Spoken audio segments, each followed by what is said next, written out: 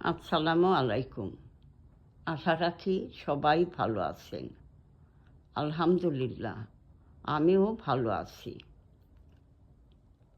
আজ কানপাতি সেখানে কবিতা গ্রন্থখানি থেকে একটি কবিতা নিয়ে এসেছি। শোনার আমন্ত্রণ রইল। কবিতাখানির নাম ভিয়েতনাম রেস্টুরেন্ট।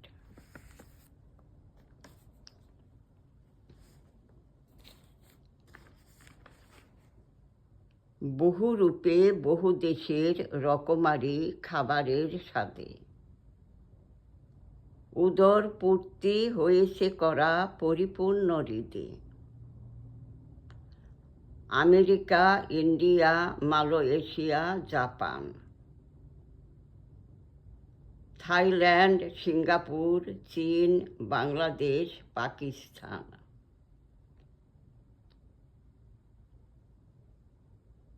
হঠাৎ জাগলো বাসনা অন্তর কোণে, নতুনত্বের স্বাদ গ্রহণে যাব বহিরাঙ্গনে। যা খাবো সব কিছু অন্য স্থানে, ভিন্ন আঙ্গিকে। পুরিব ভোজন বিলাসী এই উদরটিকে।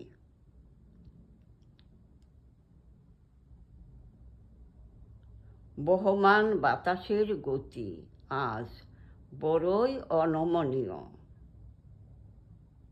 এমন ক্ষণে ঘরের বাহির না হওয়াই শ্রেয়।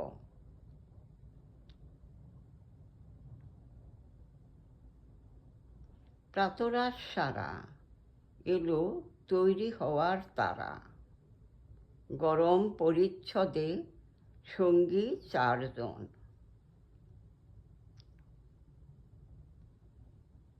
ভিয়েতনাম রেস্টুরেন্টে হবে আজ দুপুরের ভোজন। ঘটল প্রবেশ, মনোরম পরিবেশ। মৃদুমন্দ মিউজিকের টুংটাং সুরেলা ইমেজ।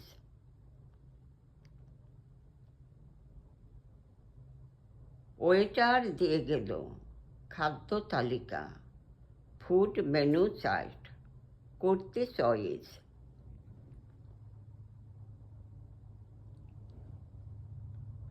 কাঁটা চামচ, টেবিল চামচ, সুপের চামচ, ন্যাপকিন, কাঠি। গলদা চিংড়ি ফ্রাই, কোয়েল পাখির বারবিকিউ, আর বড় বড় নুডলস সহ চিকেন স্যুপের বাটি। আরও দিল স্যুপের মশলা, বিন প্রাউড, পুদিনা পাতা। এদের সংমিশ্রণে বেড়ে গেল স্যুপের ঘনিষ্ঠতা।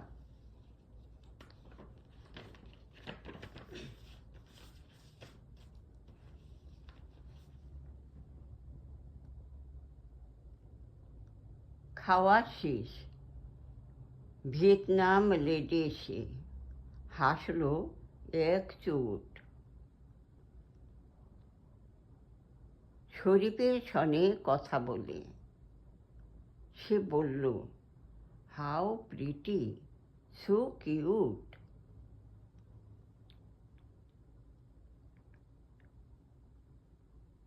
Washington DC, USA. ভিয়েতনাম রেস্টুরেন্টে খাবার খেলাম। ওরা 2 জন, ওর দাদা ভাই, আর আমিও সঙ্গে ছিলাম।